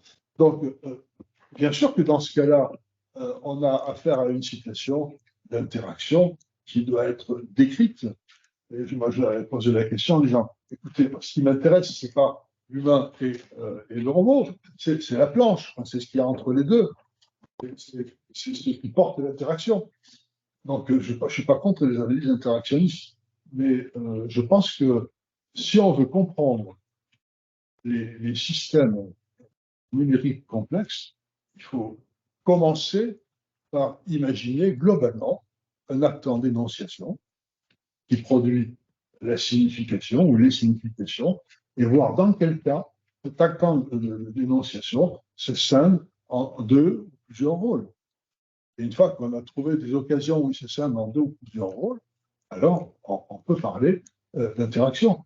J'ai cité une étude qui est tout à fait dans cet esprit-là. Le robot est implanté sur Alexa, sur une enceinte connectée. Voilà. Donc, il y a un objet physique qui pose et qui répond quand on lui parle poliment, et il y a un certain nombre de membres de la famille autour. Difficilement échapper à une analyse interactionniste. Mais ça me semble beaucoup moins évident quand on est. La répartition des rôles me semble beaucoup moins évidente quand on est face à l'ordinateur à travers lequel chaque GPT nous propose des choses et nous lui demandons des choses parce que ce sont des imitations de conversation. Moi, je voudrais qu'on ne se laisse pas prendre au jeu des simulacres. Il faut les traiter comme des simulacres, et derrière le simulacre, il faut comprendre comment la signification se construit. Est-ce que la signification a besoin de ce simulacre pour se construire? C'est même pas évident. En revanche, le simulacre est nécessaire pour nous motiver à entrer dans le jeu. Mais quand tu dis que c'est simulacre, tu donnes raison à l'intervention, tu dis que c'est de l'interaction. Peut-être qu'on simule une interaction entre le sujet et la machine. À aucun moment, on ne pose la question du statut de ce que produit la machine. Par exemple, nous faisons l'analyse des discours. Or, jamais on ne pose la question est-ce qu'elle produit du discours? Jamais. Il n'y a pas d'analyse des discours pour le ChatGPT. Ah, ça peut venir. Ça peut venir. C'est pas une question posée. Elle est hors perspective. La perspective, elle est interactive. Je ne comprends pas pourquoi ça évacue. Il n'y a plus d'objet. Il n'y a pas d'objet. Ce qui l'intéresse, ce n'est pas l'objet produit, c'est le mécanisme d'interaction entre un sujet et une machine. C'est étrange parce que si on fait travailler pour produire ou d'autres pour produire un texte, c'est bien pour produire des objets. Quand tu regardes l'intérêt qui est porté à ces objets-là, tu t'aperçois que ces objets sont refusés. Quand les étudiants présentent des travaux faits avec ChatGPT à l'université, les enseignants sont capables de dire ceci n'est pas un discours universitaire. Et donc, le diagnostic que ce n'est pas un discours, il est déjà fait par les enseignants qui refusent. Oui. Une thèse plagiée, c'est quand même une thèse. Donc, un produit de ChatGPT qui est complètement issu de documents qui ont mis des chats qui ne le citent pas, c'est un énorme montage de plagiat, mais ça n'empêche pas d'être un texte. Mais est-ce une thèse? Non, ce n'est pas un thèse de centre académique littéraire, bien entendu. Il y avait, En tout cas, pour poser des questions, on lève la main. on a une question de Maria Giulia, une autre de Denis, Personnes qui se sont une autre d'Enzo pour l'instant, illuminées peut-être. peut-être illuminée après. Lutin. On verra. Alors bon, moi oui, j'ai quelques questions, Jacques, notamment peut-être sur la partie énonciation et responsabilité. Tu n'as pas fait mention des bases de données qui pourtant sont très importantes pour décider de la responsabilité. Hein, parce que évidemment, c'est pas seulement, c'est pas une chaîne d'expression aléatoire, mais c'est une chaîne d'expression qui dépendent d'archives, qui dépendent de comment les données ont été réglementées entre elles, et peut-être elle nous parlera de ça. Ensuite, tu poseras la question, mais je pense que son intervention portera sur ça, parce que, bon, on l'a dit à plusieurs reprises pendant ce séminaire, il me semble que tu as traité plutôt la partie algorithmique plutôt que la partie substance de l'expression. Je suis focalisé sur le système numérique. Qui est, je pense, très importante pour comprendre quel système numérique face à quelle base de données, et parce que là aussi c'est une interaction. On parlait d'une chaîne d'expression, mais je pense qu'il faudrait intégrer les bases de données. Et une petite chose aussi sur, toi tu as fait un exemple sur la négation et sur l'intonation. Pendant nos expériences avec Enzo et Adrien, on a vu qu'effectivement la négation ne fonctionnait pas avec Midjourney.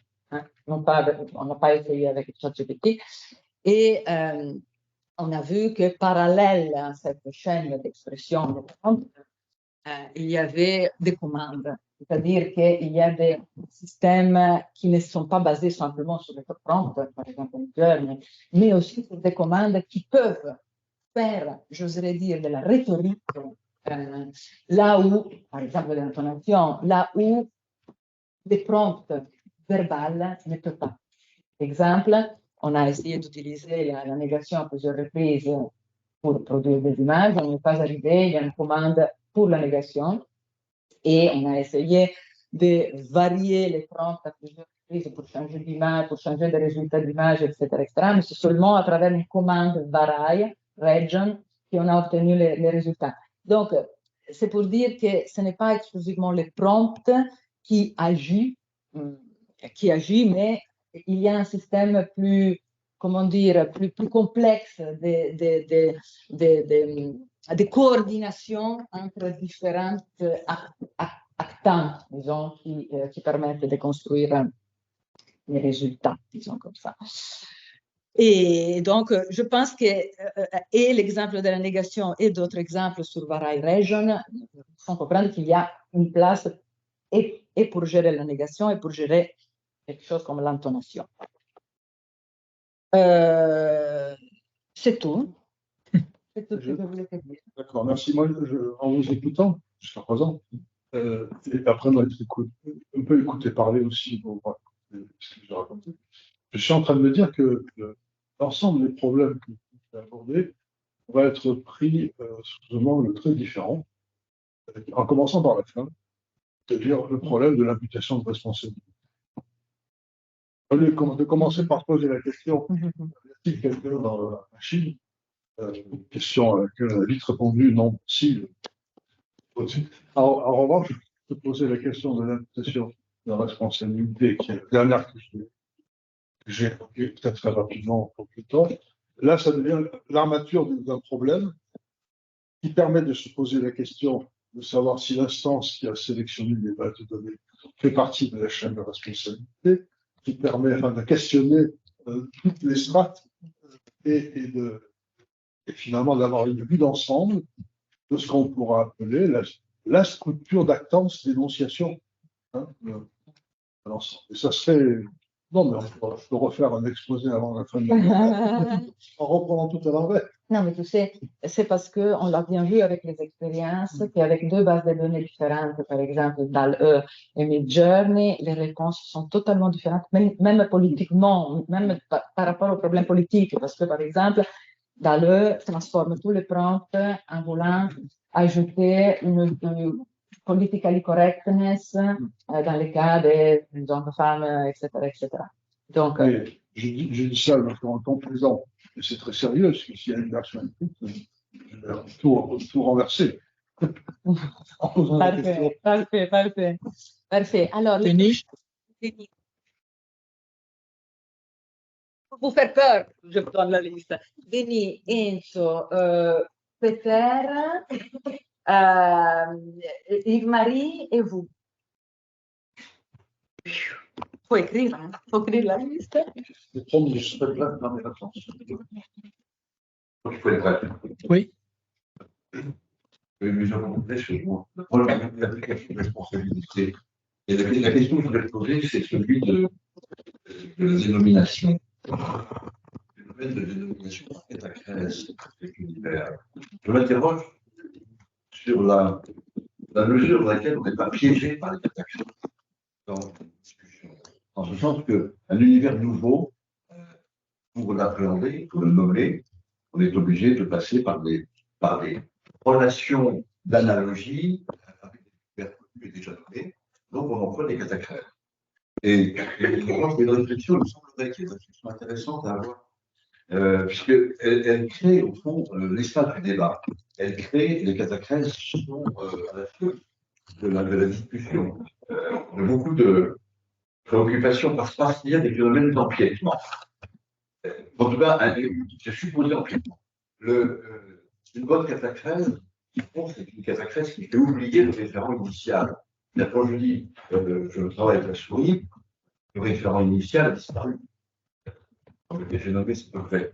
Mais lorsque je parle d'intelligence, de mémoire, la cataclysme ne fait pas oublier son élément initial, son référent premier. Et d'où le phénomène de superposition et d'empiètement, voire de concurrence qu'il peut y avoir entre les deux domaines.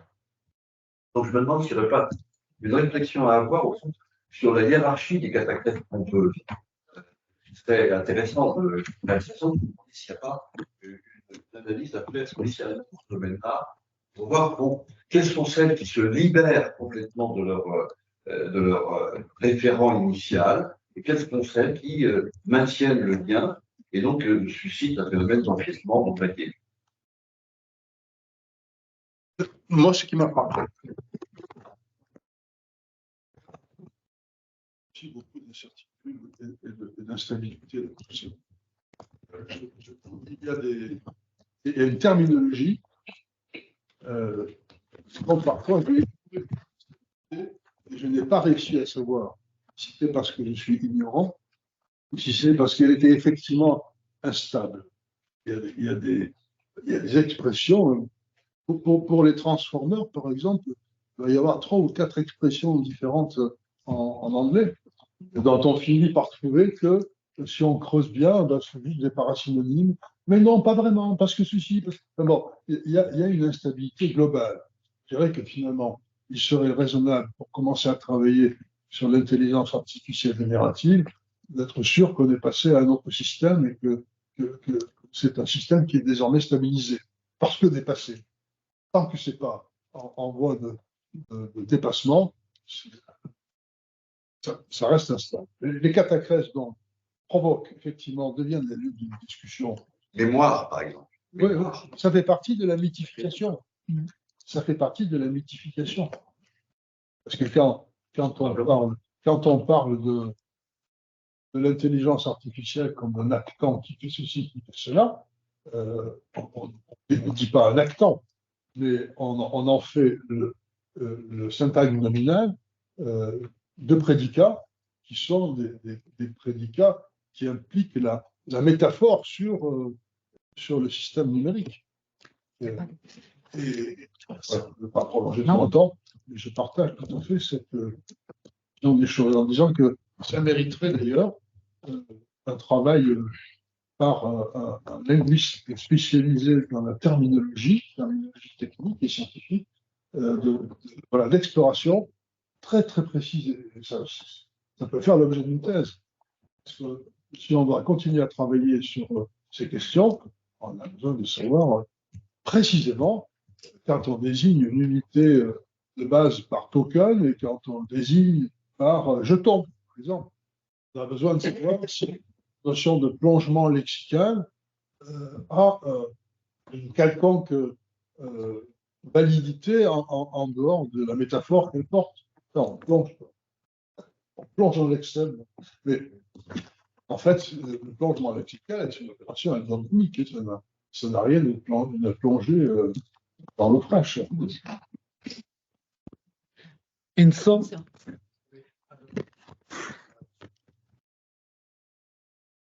j'ai des remarques qui ne sont pas des questions, mais voilà, je vais les faire. Tout d'abord, par rapport à la question de l'expérience sur la Lune, une expérience avec Julia Adrien, parce qu'à un certain moment, je voulais tester la négation chez ChatGPT, mais ChatGPT 4 peut produire des images. Alors, je vais demander une image d'un chien synchro dans mes expériences. Et elle me disait, ah, voilà un chien synchro. Il y avait un chien avec synchro, bien sûr. Et moi, je lui disais, non, tu as fait une erreur. Et donc, il me faisait la même image, une image semblable. Donc, c'était très bizarre d'avoir un chien, si on veut, écrit, il disait, voilà un chien, mais l'image ne le possédait pas. Et dans l'exemple que vous avez présenté, j'ai remarqué qu'il y a aussi une capacité très forte de lecture. Parce qu'à un certain moment, la question qui est posée change de registre. C'est-à-dire que les scientifiques demandent à quoi bon aller sur la Lune et ne prendre rien, et la machine semble répondre, semble changer de registre. Oui, on peut voyager même comme ça. Et donc, c'était très intéressant ce changement de registre. Mais je voudrais revenir puis sur une autre question. Ce que vous avez fait autour entre l'intelligence artificielle en tant qu'objet d'étude versus lieu de discours, si j'ai bien compris. Et pour vous, c'est plutôt un objet d'étude et pas un lieu de discours. Il faut s'intéresser à l'intelligence artificielle parce qu'elle n'énonce pas de manière autonome, elle n'a pas de l'intentionnalité. Moi, je suis pas d'accord avec l'idée qu'elle traite de manière statistique des signifiants qui n'ont pas les sémioses. C'est-à-dire, elle arrive à la sémiose d'une autre manière et la sémiose est produite pour nous. Alors, ma question est-ce qu'il serait intéressant de l'aborder, c'est un peu banal, comme un outil de production de discours? Exemple, on utilise des machines photographiques. Alors, on prend des photos peuvent être des discours, mais on ne dirait jamais que la machine manipule la lumière pour énoncer quelque chose de manière intentionnelle. Est-ce que ça pourrait être une manière pour aborder ces machines? Bien sûr, c'est très différent le fonctionnement de la machine photographique par rapport à l'intelligence artificielle, mais pour dire justement, c'est un traitement sur des expressions et pas un discours intentionnel. Tous les travaux qui ont été réalisés par rapport à la lumière en tant qu'atteint, ça me semble qu'on pourrait raisonner comme ça. Et troisième, petite remarque, mais je n'aime pas sur la question des symétries monoplanes et biplanes, etc. Et là, je n'ai aucune connaissance des mathématiques, mais c'est quelque chose qui m'intéresse. Est-ce que la mathématique n'est pas fondée elle-même sur une réduction de la signification, c'est-à-dire de connexion, expression et contenu à quelque chose de monoplane?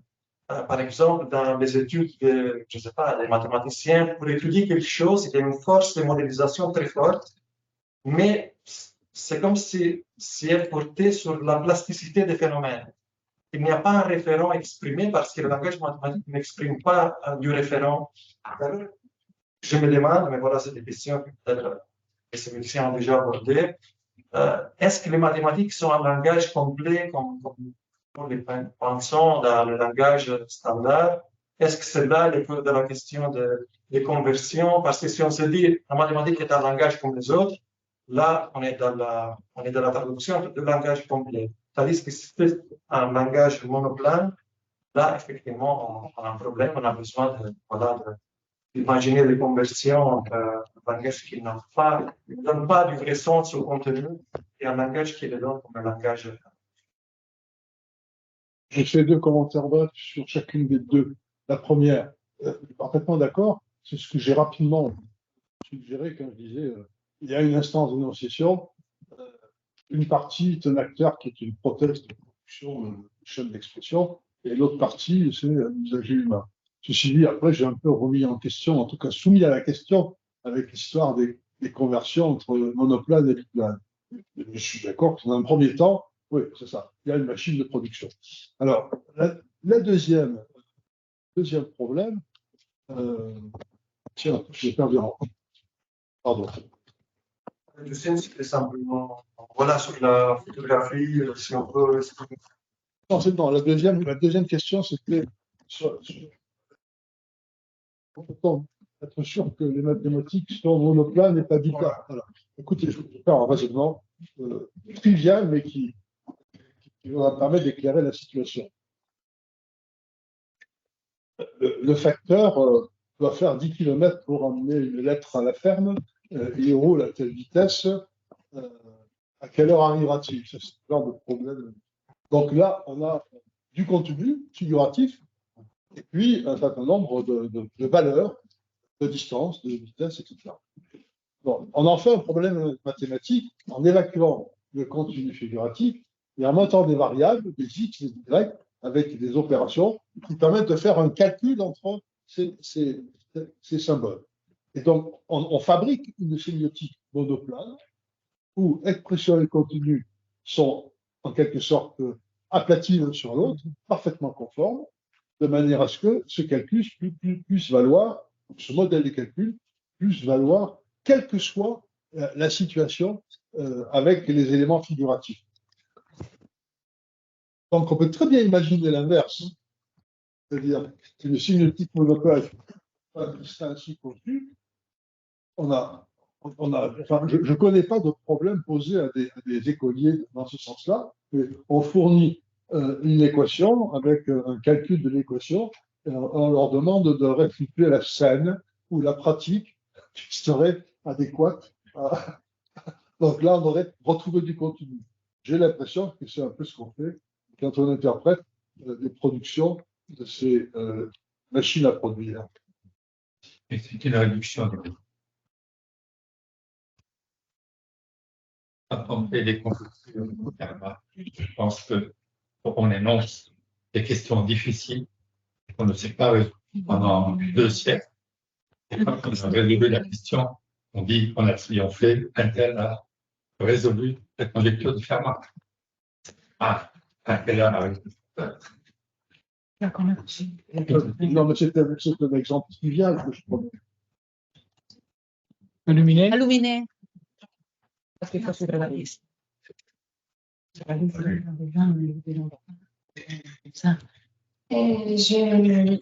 revenir à cette, d'une certaine manière, à cette image, mais aussi à un problème de manque de reconnaissance des changements de registre dans les discours de la magie, mais pour notre utilisation de l'intelligence artificielle, les chatbots et les applications qui maintenant sont très à la mode dans les espaces culturels et surtout patrimoniaux.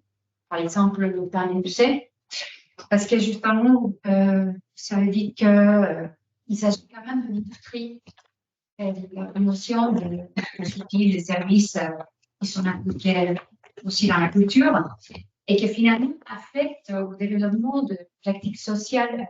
Par exemple, la visite au musée, je reviens sur le sujet, et surtout la présence de ce type d'outils de l'intelligence artificielle, par exemple un chatbot qui fait des guides de visite, c'est l'exemple de l'application utilisée maintenant au Centre Pompidou, suivez la guide, utilise cet outil de manière institutionnelle. Finalement, c'est l'institution qui parle, parce qu'il n'y a pas beaucoup de présence de l'entreprise qui a fait les guides online, parce que c'est pas des guides qui nous parlent, et qui ignorent absolument les spécificités de l'espace muséal et de l'œuvre d'art. Par exemple, de la même manière sur une installation comme c'est les cas de Plight des Joseph Beuys, où on a un piano dans une salle très particulière, ou dans un tableau classique de Sonia Delaunay. Donc, ma question, c'est, étant donné que l'intelligence artificielle, dans ces cas-là, ignore les changements de registre, mais aussi l'espace, les corps de visiteurs et la matière de l'œuvre d'art, comment, de manière méthodologique, on peut analyser cette utilisation de l'intelligence artificielle si on ne le fait pas avec des analyses interactionnistes, je veux dire. Parce que je ne vois pas comment on pourrait...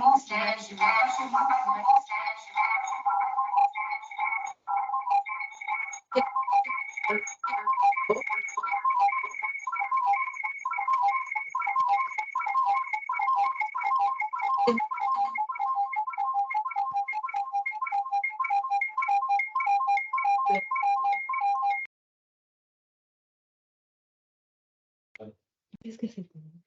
J'essaie de répondre pas directement, mais sur le problème de fond. C'est-à-dire que ça me fait penser à la discussion qu'il y avait au début de la sémiolie du cinéma,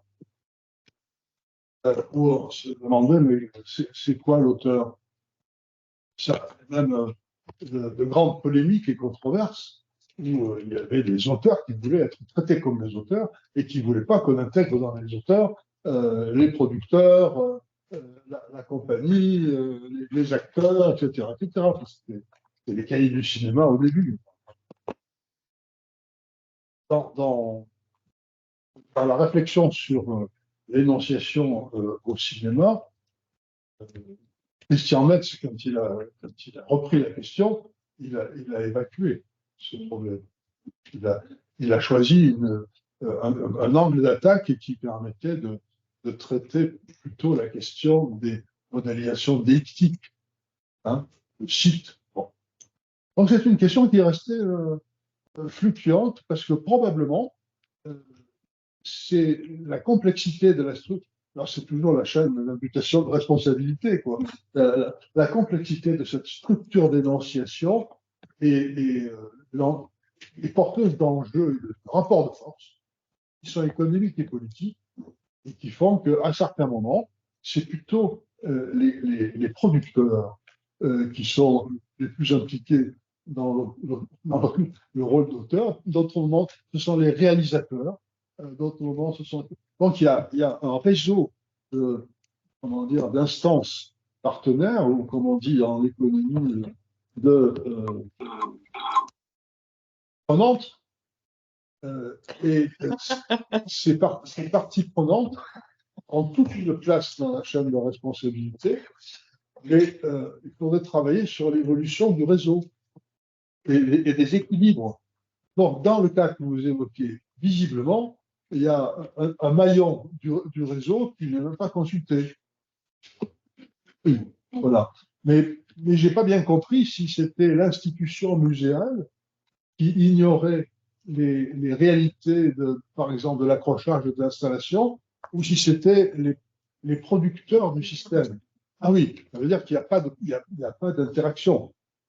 Il y a une interaction qui est fausse, en fait, parce que c'est un chat qui donne déjà les réponses. Donc, on peut seulement sélectionner les réponses qu'ils nous donnent. Oui. Mais les problèmes, comme vous le dites, c'est un problème de responsabilité parce que finalement, on est dans l'institution. Donc, finalement, on parle avec l'institution. Et les visiteurs et l'espace physique est complètement ignoré.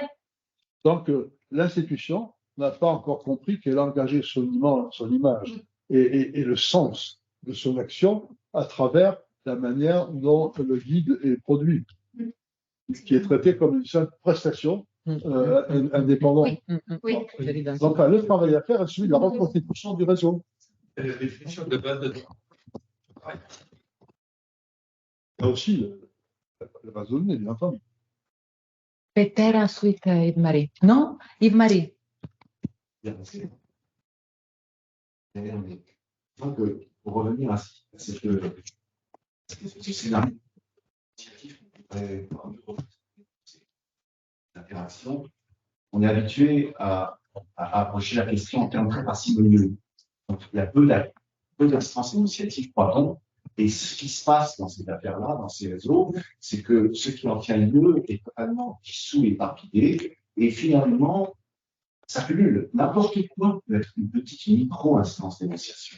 Un mot, par exemple, l'équivalent d'un mot, au final, une sorte d'instance énonciative qui a sa propre petite puissance d'intervention, et un petit peu comme si l'instance énonciative, d'une façon propre, en quelque sorte, se prenait en permanence en dialogue avec des mots conçus comme des instances énonciatives et prescriptives d'un usage déterminé. Bon, comme si on répondait en permanence, de façon très paranoïaque, à des multitudes de prescriptions issues de chaque mot, en quelque sorte, que nous prononçons. Dans ces réseaux, ce qui se passe, c'est que chaque unité, chaque petit collectif d'unités pourrait passer pour une espèce de proto-instance, en quelque sorte, à la condition qu'il y ait un minimum de réflexivité. C'est-à-dire que la part, la contribution prise par ce collectif à un résultat d'ensemble puisse être assignée.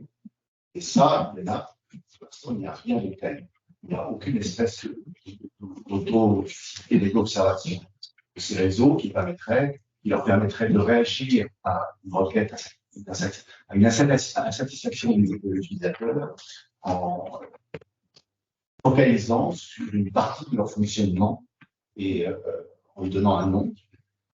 Il faudrait la circonscrire et la nommer, et j'allais diagnostiquer le défaut d'intervention de ce petit sous-réseau, par exemple, dans le résultat. Comme il y a une irréflexivité et qu'il y a pullulation finalement de micro-acteurs initiatifs, il y a très loin du schéma. Et c'est la même chose, je dirais, même si c'était un robot physique, c'est-à-dire qu'il y a une distribution du concept de corps, il y a des corps d'interaction, et en nombre d'unités, il y a des dispositifs organiques.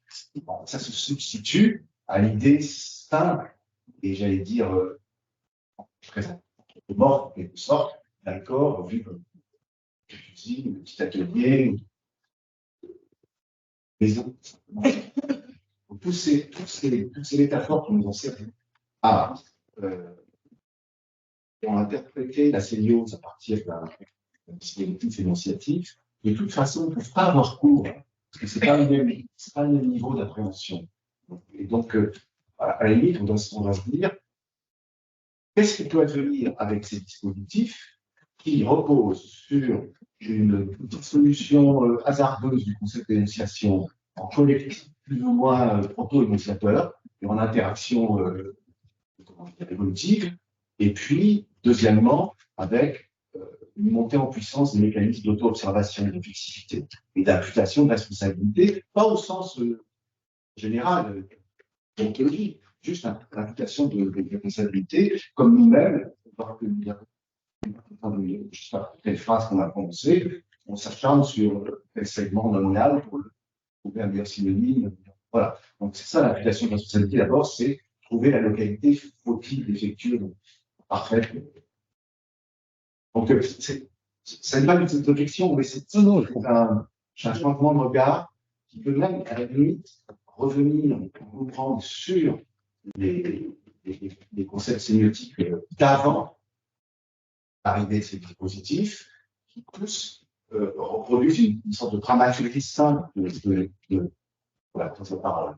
Quelque sorte. Il y a peu d'énonciateurs, il y a quelques grands destinateurs, il y a quelques adressifs, je ne sais pas comment dire, quelques personnes, disons, quelques acteurs qui s'adressent concrètement et charnellement. Et puis, ça ne fait pas beaucoup, c'est un petit théâtre.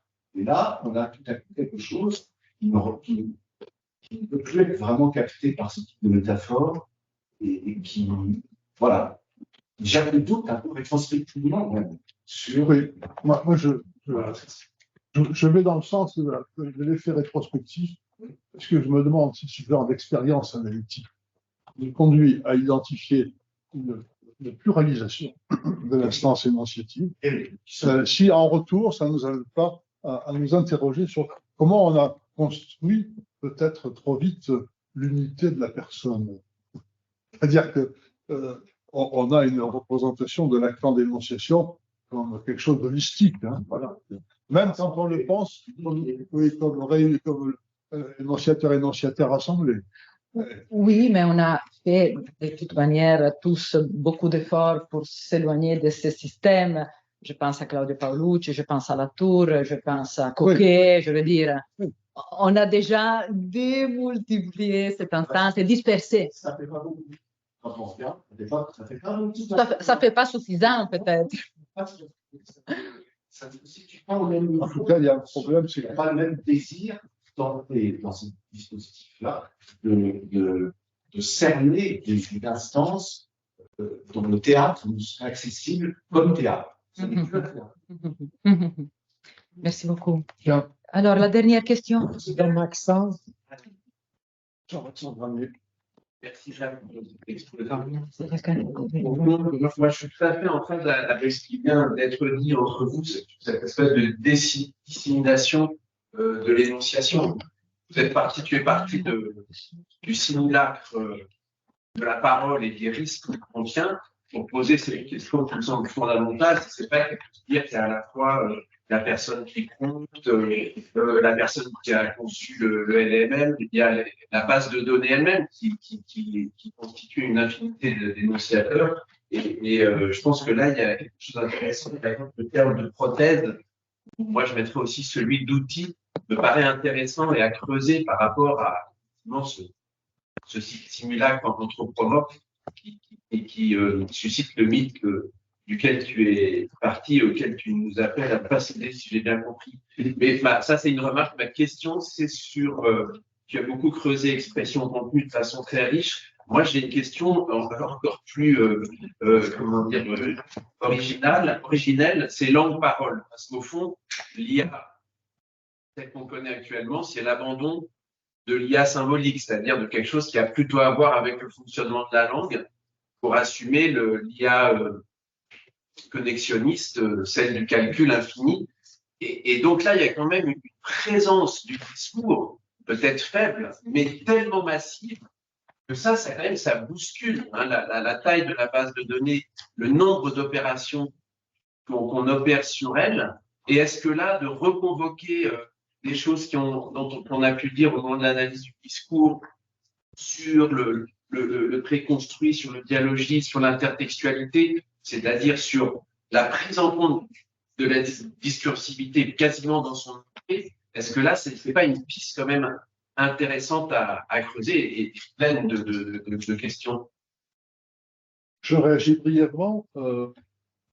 Moi, une des choses qui m'a le plus frappé, c'est pour ça que j'ai utilisé un exemple qui me donnait à voir, c'est que, à la différence de l'humain qui fait sans arrêt la grammaire de la langue tant qu'il l'utilise, chaque GPT ne fait jamais la grammaire de ce qu'il produit. À ma connaissance, il n'y a pas de paramètre qui permet de le rendre capable de faire de métasémiotique ou du métalinguistique. Alors qu'il n'y a pas besoin d'être un grammairien pour faire de la grammaire de sa langue. Quand on est humain, il suffit de mémoriser, ça ne cesse pas. Linguistique depuis oui, c'est ça, oui, les petits linguistiques. Et le lien même de la chaîne discursive.